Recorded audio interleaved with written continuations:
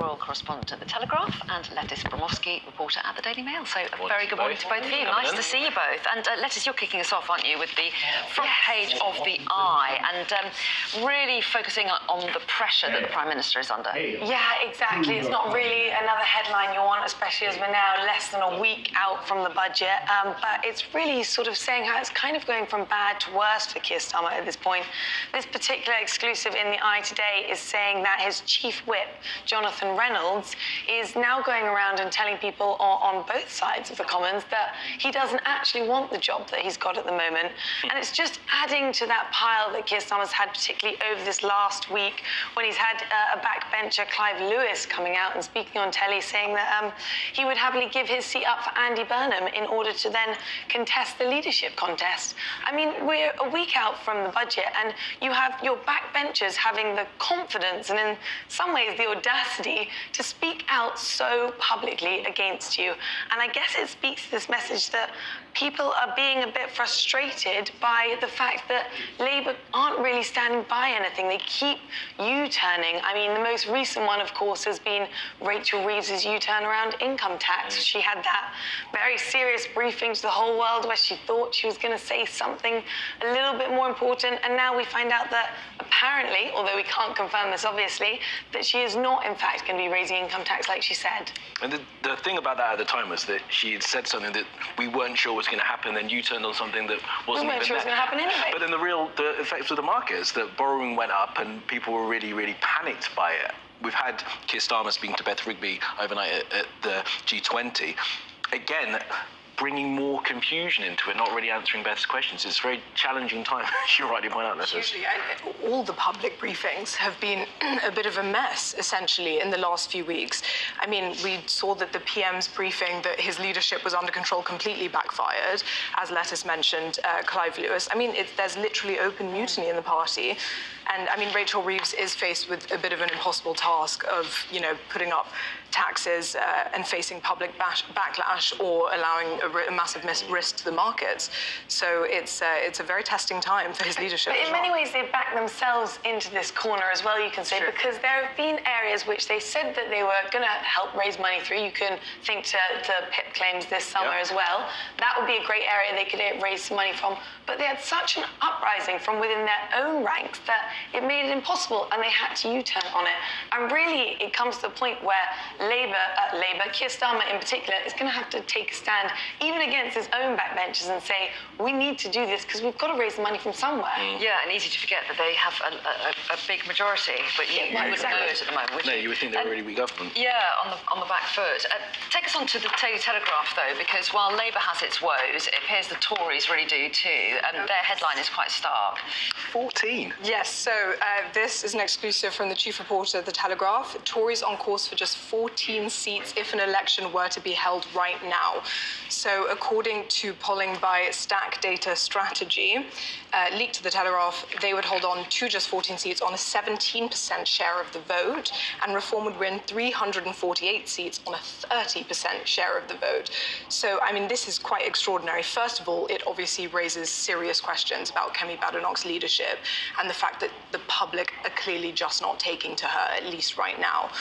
Obviously, there's no imminent election, but... Is it just Kemi Badenoch, or is it the record of the Tories, do you think? Is it how much can be put on her, do you think? No, you're right. I think it's maybe not fair to put it all on her, and they have a lot to answer for in what they did in the last 14 years. So, of course, I think it's a challenge. It will be a challenge for any Conservative Party leader. But I think, and as source quotes in this article point out, I think a lot of the party just don't believe Kemi's up for this task of completely convincing people that they will change if they come back into government. So the Telegraph understands that the findings are being circulated within the Tory headquarters as sort of an existential crisis right now. And there's one quote that says, this is absolutely an existential threat, and it goes to show the level of work that needs doing. It's a clear wake-up call. Yeah, existential in the Telegraph for the Tories. I mean, that's not the headline that they would want, right? And the thing about Kemi Badenoch as well is at this point, we're starting to get policy, aren't we? We're starting to see what a Kemi-led government would be like, and yet the poll numbers are going in the wrong direction. The poll numbers are going in the wrong direction because it's a little bit too little too late. When she came in, she was sort of standing on this leadership election of, the culture wars. That was going to be her major standpoint. She even said back then, I don't want to put too many policies out there too soon because we don't want to then have to go back on our word. From the outset, that's a good idea, but ultimately the follow-through has completely failed because it meant that reform has beat them to the line every time. So now anything they are putting out, whether that's on immigration and things like that, which they're now talking a lot more about, it just feels a bit too late. It just feels like they're following behind Nigel Farage and trying to get some more votes there. But I will say, yes, this looks terrible for the Tories, but it's not like Labour are doing much better. Our two-party state at the moment is where the crisis is. It's a crisis for Labour and it's a crisis for the Conservatives. And actually, Keir Starmer at the moment he is the most unpopular Prime Minister we have ever had. That is more unpopular than all those Tory Prime Ministers that we had, Liz Truss or Rishi Sunak. He's beneath them right now. So the crisis isn't just in the Conservatives. Yeah, pretty grim statistic. Not to dwell too much on it. I haven't got my glasses, so I can't read this text here. But does it say anything about how the Greens are doing and that reform is surging? Does it mention the Greens at all? Because on to that point about tearing apart the two-party system, we're seeing it on the left and on the right. And we're seeing a rise of the Greens, but also the Lib Dems. And I think it just goes to show the sort of distrust and mistrust we have in politics at the moment. The parties that are rising are the ones we haven't really seen in politics. So they're the ones you hold the most hope for, that they might really enact the change that everyone wants. Yeah, there's a real fracturing going on, isn't there?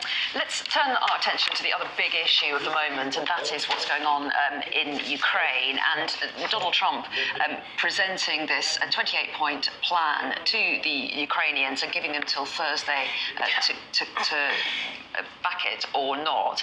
Daily Mail has this on their front page. Yeah, I mean, this is the classic Donald Trump show, really, I guess you could say. His 28-point plan, it demands huge concessions from Ukraine, most specifically giving up land that they haven't actually already lost to Russia. So for them to agree to this plan at the moment, and as it is, it would be incredibly damning. The idea as well that this is a peace treaty, it's hard to claim this is a peace treaty when one side of the agreement isn't being invited to the conversations and isn't being brought to the table. This has all been brokered in Miami between the US and Russia, and there's been no involvement from Zelensky. And I think the most poignant part of that is in the address that he made yesterday, where he said, this is our dignity that's on the line here. He's not just appealing to Europe as a whole on the basis of the financial and the militaristic needs that they have, but from a standpoint of we're being backed into a corner. We can't do anything right now, and Trump is just aiming for that end goal. Yeah, I mean, he's wanted to extricate himself from the war. He's not donating the weapons anymore. That's all been paid for by the Europeans. So whether or not Trump is going to remove the surveillance help that was being given or not, we will find out perhaps on Thursday. I think in what Zelensky said, it sort of leaves open for the Europeans to do more. Is there more that they can do there? Like, how much more support can they actually give? We know that behind the scenes they are really rallying together to try and make this deal more favourable for Zelensky and Ukraine because of the points that Letters mentioned. It's a peace deal that reads less like a balanced settlement and more like a blueprint for Ukrainian defeat, sort of dressed up. So definitely Keir Starmer is banding together with other European leaders to try and change it. But I do want to make one point about the Trump putting pressure, especially on the way to Thanksgiving. So this is, I think the backdrop of this is that this is one of the weakest moments in his presidency that we've seen. He has been obsessed with ending the wars in Ukraine and Gaza. This is one of his big pushes. And I think that his base, we've seen quite clearly splitting a little bit about Epstein and that entire vote and embarrassment for him. but also mainly about the fact that he's focusing so much on foreign policy when domestically things aren't going that well with the economy. I think we're going to see a huge split in the midterms coming up. So I think he really wants to get this done so quickly and has put this deadline of next Thursday as a result of all of that. Yeah, but get it done to what end? Also, right? he's saying, he has sort of no choice in this, but this isn't like a yes or no thing. Another term of the peace deal is that, one, Ukraine wouldn't be able to join NATO, but also that within 100 days there would have to be an election in Ukraine. Now, say Zelensky signs this deal, it would be very unlikely, if not impossible, for him to then win that election because the Ukrainian people would feel that he's betrayed them. There's also the possibility then that within those 100 days, Russia could try and implement a pro-Russian candidate and would undo all of this work that they've been fighting for years. We've done it before. One of the other points I made earlier is that everyone's given amnesty. Putin is an indicted war criminal, and the ICC won't speak to him. If they sign this deal, that will not happen. I've skipped us on, actually, to another story, because I think that it would be good to talk about this on the front of The Guardian. It's back to reform again. The conclusion of a trial yesterday of the reform leader in Wales, who was found to have been essentially a Russian agent acting on Russia's behalf, and now the Prime Minister is calling on Nigel Farage to root out the links, The Guardian tells us. Yeah, so he was jailed for more than 10 years for bribery. It's quite a heavy sentence. This is Nathan Gill, and it actually sort of harps back to 2018 when he was elected as a UKIP candidate to the European Parliament. And essentially there he took bribes of I think around £30,000 to be a mouthpiece for Russia. And I mean, when you think of it now, £30,000, it's not that much money, and he's now spending the next 10 years in prison. Obviously, the PM, Keir Starmer's trying to say, this is Farage's problem. I do think that's a little bit harsh. I think that we are seeing an increase and a rise in spying and in espionage and sort of more clandestine kind of ways that Russia and China are getting involved, and that's across all political parties. It is not particularly reform. We've seen it with the Chinese spy scandal at the moment with the conservative researchers. We've had in the Labour Party, Barry Gardiner was linked to Chinese influence. So it is going on all around. And Reform have talked about Nathan Gill's actions being reprehensible, treasonous and unforgivable. And do you think that they're right, India, briefly, the opposition parties in saying we all need to look out for anyone who's Just being a quick influenced? as well, those Chinese spies did deny those allegations. Yes, absolutely. Alleged Chinese spies. Yeah, I mean, I think clearly Farage is distancing himself from Nathan Gill and putting out a very strong statement in terms of reform, this not sort of being a bad apple situation rather than widespread within the party. But possibly, I agree. I think it's probably a matter that should be looked into among all them. For all politicians, absolutely. Guys, thank you. Yeah, we're out of time. India and Lettuce, lovely to see you. We'll be back in an hour. Thank you. Thank you.